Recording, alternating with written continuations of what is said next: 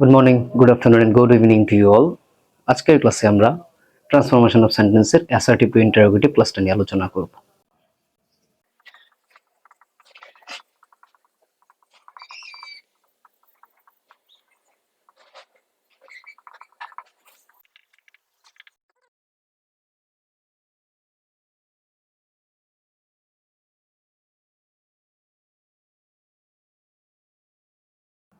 আমরা ইন্টারোগেটিভ বাক্যটার দুটো স্ট্রাকচার দেখে থাকি। কেমন? সবার শুরুতে বসছে অক্সিলারি ভার্ব, তারপরে সাবজেক্ট, তারপরে মেইন ভার্ব, তারপরে অবজেক্ট। আমরা একটু খেয়াল করে দেখবো অ্যাসার্টিভ বাক্যের স্ট্রাকচারটা যেমন হয়, ইন্টারোগেটিভ বাক্যের তার স্ট্রাকচারটা অক্সিলারি ভার্বের পর থেকে যেটা দেখতে পারতেছে সবটা সেম। এই বাক্যটা তো তাহলে কি সাবজেক্টের পরে যেটা দেখতে পাই অ্যাসার্টিভ বাক্যের মতো স্ট্রাকচার, কিন্তু তার শুরুতে বসছে কি অক্সিলারি ভার্ব, এটা শুরুতে বসছে অক্সিলারি ভার্ব। আর এটাতে একটা বিশেষত্ব হচ্ছে শুরুতে বসছে একটা ডাব্লিউএইচ ওয়ার্ড,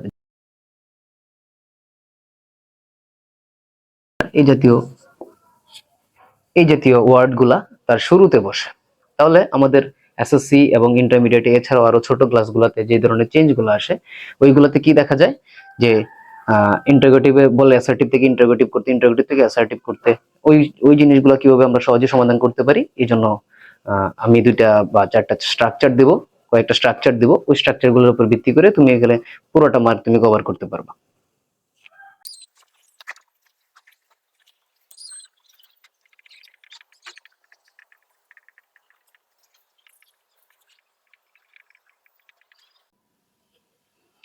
যদি অ্যাসার্টিভ বাক্যতে অক্সিলারি ভার্ব থাকে তাহলে তা সাবজেক্টের সামনে বসবে এবং পরবর্তীতে যে স্ট্রাকচারটা হবে ওই স্ট্রাকচারটাতে মানে যেমন ছিল অক্সিলারি ভার্বটাকে সামনে আনার পরে পুরোটা স্ট্রাকচার যেভাবে থাকবে সেভাবে বসায় দিতে হবে। এখন আমরা একটু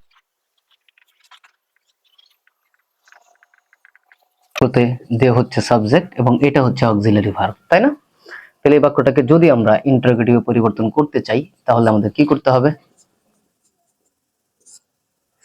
যত্ন করার জন্য তাহলে সবার আগে কি করতে হবে? অক্সিলারি ভার্বটাকে সাবজেক্টের শুরুতে নিয়ে আসতে হবে, তাহলে এটা ইন্টারোগেটিভ হয়ে যাবে। এবং মানে হচ্ছে ইন্টারোগেটিভ মানে হচ্ছে কি জানো? ইন্টারোগেটিভ মানে হচ্ছে নেগেটিভ ইন্টারোগেটিভ। নেগেটিভ ইন্টারোগেটিভ বলতে আমরা কি বুঝি? অক্সিলারি ভার্বের সাথে যদি নট থাকে তাহলে নট বাদ যাবে, যদি নট না থাকে তাহলে সামনে যে অক্সিলারি ভার্বটা আমরা বসাতে যাচ্ছি ওই অক্সিলারি ভার্বের সাথে নট যুক্ত করতে হবে। কিভাবে আমরা একটু দেখি। যেমন ধরো তাহলে অক্সিলারি ভার্ব হিসেবে কি আসছে? আর আসবে সামনে, আর এর সাথে অ্যান্টি যুক্ত করলাম, তাই না? তাহলে আরেন্ট দে, আরেন্ট দে, তাহলে এই অক্সিলারি ভার্বটা কি হয়ে যাবে? বাদ হয়ে গেল না এখান থেকে? তারপর বাকি যেভাবে ছিল এরকম,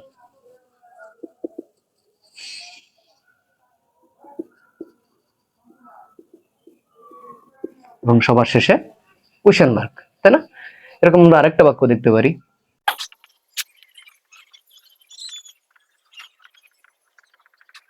এটা একটা অ্যাসার্টিভ বাক্য, যে বাক্যতে আমরা দেখতে পাচ্ছি রাহাত হচ্ছে সাবজেক্ট, তারপর হচ্ছে উইলটা হচ্ছে অক্সিলারি ভার্ব। তাহলে এখানে অক্সিলারি ভার্ব ছিল, তারপর এটা দেখতে পাচ্ছি এটা হচ্ছে মেইন ভার্ব, এখানেও কি ছিল? একটা মেইন ভার্ব ছিল।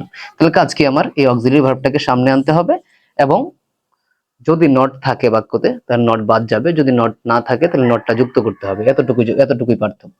তাহলে কি হবে এটার আনসার? উইল। উইলের নেগেটিভ ফর্ম হচ্ছে won't. Won't, won't Rahat go to Mymensingh tomorrow.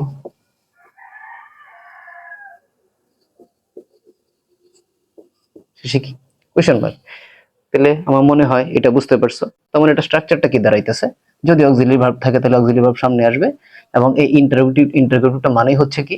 মানে হচ্ছে নেগেটিভ ইন্টারোগেটিভ।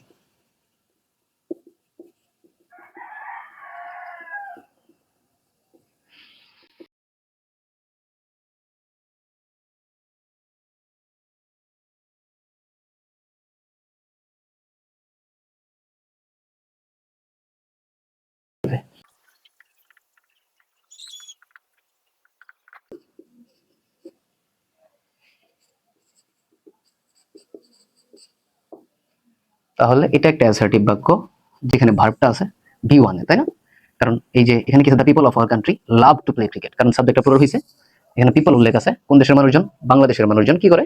যেমন ধরো আমাদের মানুষজন বা আমাদের দেশের মানুষজন তারা কি করে? ক্রিকেট খেলতে পছন্দ করে, তাই না? তাহলে লাভ, এখানে লাভের সাথে সিঙ্গুলার ফর্ম হবে না, কারণ সাবজেক্ট প্লুরাল আছে, ভার্বটা প্লুরাল হবে। যেহেতু এখানে বি ওয়ান আছে তাহলে আমরা এটা ইন্টারোগেটিভ করতে কিভাবে ব্যবহার করব? ইন্টারোগেটিভ করার জন্য তাহলে এই অনুযায়ী ভার্ব অনুযায়ী আমাদের আনতে হবে কি? আমরা একটু আগে দেখলাম যদি বি ওয়ান থাকে তাহলে হচ্ছে ডো, ডাজ। যদি বি টু থাকে তাহলে তার জন্য হচ্ছে ডিড। সেক্ষেত্রে আমরা একটু মনে রাখতে পারি প্রোনাউন যেগুলো আছে, প্রোনাউনের ক্ষেত্রে আমরা কি জানি, ডো বসবে কার কার সাথে, আই, উই, ইউ,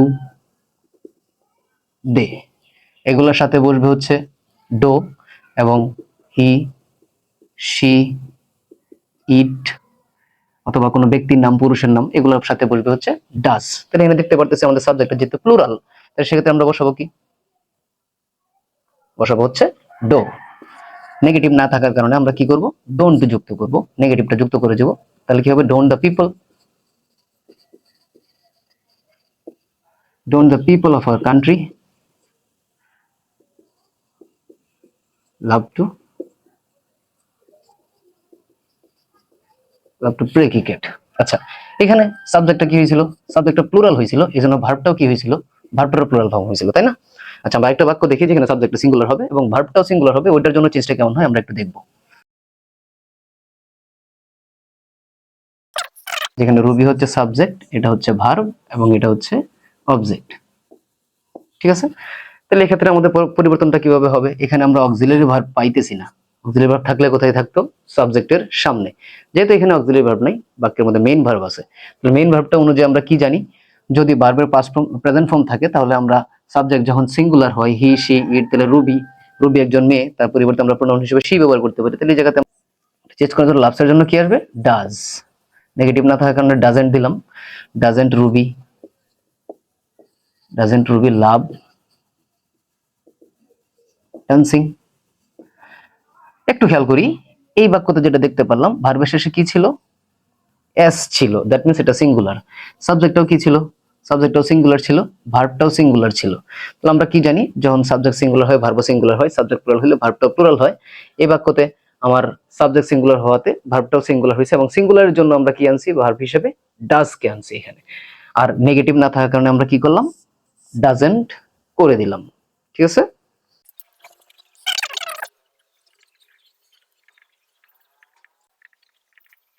এটা একটা অ্যাসার্টিভ বাক্য, সবার শুরুতে আসছে সাবজেক্ট, তারপরে হচ্ছে ভার্ব। আচ্ছা, এখানে আমাদের এই ভার্বটা কি প্রেজেন্টে আছে নাকি পাস্টে আছে, অবশ্যই ভার্বটা পাস্টে আছে।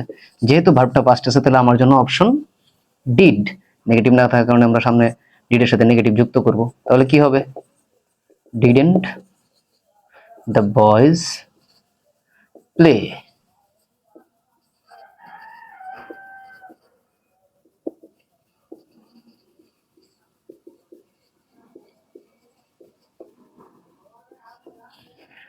তাহলে দেখতে পারতেছি ডিডেন্ট অক্সিলারি ভার্ব আসছে, অক্সিলারি ভার্বের সাথে আমরা অ্যান্টি যুক্ত করছি, এবং এই ভার্বটার কনফার্ম হয়েছে।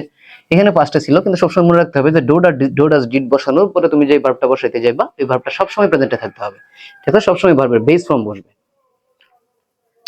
আচ্ছা, তাহলে গেল কোন একটা বাক্যতে যদি অক্সিলারি ভার্ব থাকে এবং অক্সিলারি ভার্ব না থাকে, তাহলে সেই ক্ষেত্রে আমরা ইন্টারোগেটিভটা কিভাবে চেঞ্জ করব, এটা বুঝতে পারলাম। এখন দেখি আমরা ডাব্লিউএস ওয়ার্ড যুক্ত যে আমরা স্ট্রাকচার দেখছিলাম ইন্টারোগেটিভের, ওই স্ট্রাকচারটার উপর কিভাবে কাজ করা যায়।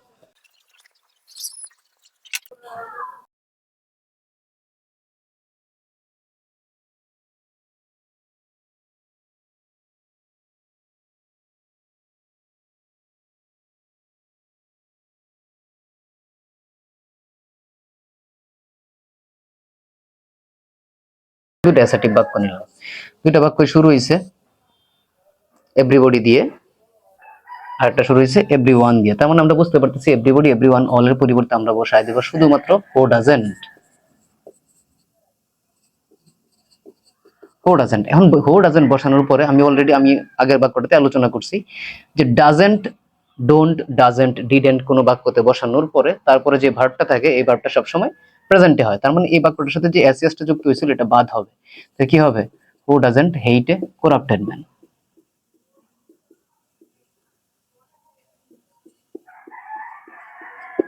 এটা করাপ্টেড পারসন, সবার শেষে কি বসবে, কোশ্চেন মার্ক। এখন এই এভরিবডি পরিবর্তে আমরা কি ব্যবহার করব, who doesn't, who doesn't love A moonlit night.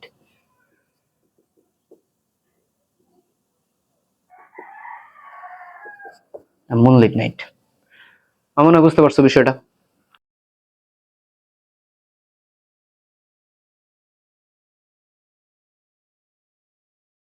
Nobody, no one যুক্ত অ্যাসার্টিভ বাক্যকে ইন্টারোগেটিভ করতে who doesn't plus who plus বাকি অংশ বসে। তাহলে হুটা তুমি কার পরিবর্তে বসাবা? নোবডি, নো ওয়ান, নানের পরিবর্তে শুধুমাত্র হু বসবে। কেমন দেখি?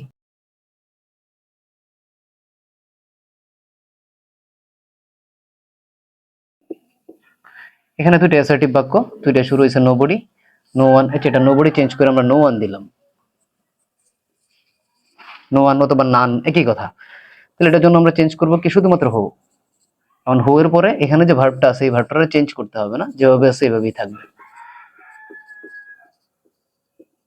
এবং সবার শেষে কোয়েশ্চেন মার্ক। এটা কি হবে? নোবডির জন্য শুধুমাত্র who, who likes a, who likes a dishonest person, question mark. তাহলে মূল বিষয়টা যেটা দাঁড়াইতেছে, নোবডি, নো ওয়ান, নান থাকলে আমরা নোবডি, নো ওয়ান, নানের পরিবর্তে শুধুমাত্র হো বা নো ওয়ান, নান যেই বসুক না কেন সবার পরিবর্তে শুধুমাত্র হো ব্যবহার করবো এবং বাকি বাক্য যেভাবে ছিল ঠিক সেভাবেই বসবে।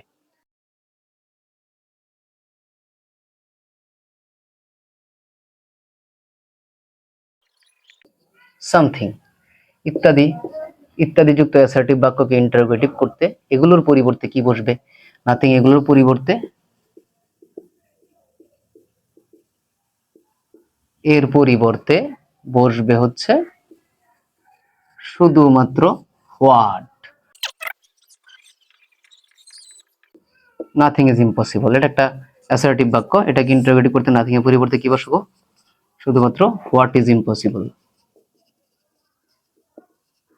এটা যদি ইন্টারোগেটিভ করে তাহলে নাথিং এর পরিবর্তে কি ব্যবহার করবো?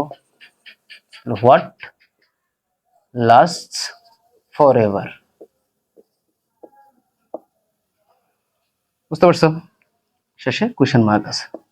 আচ্ছা, তাহলে আমরা অ্যাসার্টিভ থেকে ইন্টারোগেটিভ করতে যে সকল বাক্যগুলো চেঞ্জ করা লাগে আমাদের এসএসসি এবং ইন্টারমিডিয়েটে, এই সকল বিষয়গুলোর মধ্যে আমরা মোট টোটাল 4টা দেখছি। সবার আগে দেখলাম হচ্ছে যদি বাক্যে অক্সিলারি ভার্ব থাকে তাহলে সেটার জন্য কিভাবে পরিবর্তন করতে হয়। যদি অক্সিলারি ভার্ব না থাকে তাহলে এই বাক্যতে অবশ্যই মেইন ভার্ব আছে এবং মেইন ভার্বের জন্য, ভার্বের প্রেজেন্ট ফর্মের জন্য আমরা ডু ডাজ ব্যবহার করি, ভার্বের পাস্ট ফর্মের জন্য ডিড ব্যবহার করি। এবং এছাড়াও ডব্লিউএস ওয়ার্ড যুক্ত ইন্টারোগেটিভ বাক্য কিভাবে তৈরি করবো, এটার জন্য আমাদের অ্যাসার্টিভ বাক্যতে যদি এভরিবডি, এভরিওয়ান, অল থাকে তাহলে সেগুলোর জন্য আমরা ব্যবহার করি হু ডাজেন্ট, বা যদি এভরিবডি, এভরিওয়ানের পরিবর্তে যদি পরে যদি ইজ থাকে তাহলে ইজ এর পরিবর্তে আমরা ইজেন্ট ব্যবহার করি, যদি হ্যাজ থাকে তাহলে আমরা তাহলে হু হ্যাজেন্ট ব্যবহার করি। এটা গেল। তারপর হচ্ছে আমরা দেখতে পারি থিং যুক্ত শব্দ, যেমন ধরো স্পেশালি পরীক্ষাতে আসে হচ্ছে নাথিং, নাথিংটাই আসতে দেখছি, এর বাইরে তেমন কিছু আসে না। তাহলে নাথিং এর পরিবর্তে তুমি কি ব্যবহার করবা? শুধুমাত্র হোয়াট ব্যবহার করবা। ঠিক আছে, আজকে ক্লাস এই পর্যন্তই। ভালো থাকো সবাই।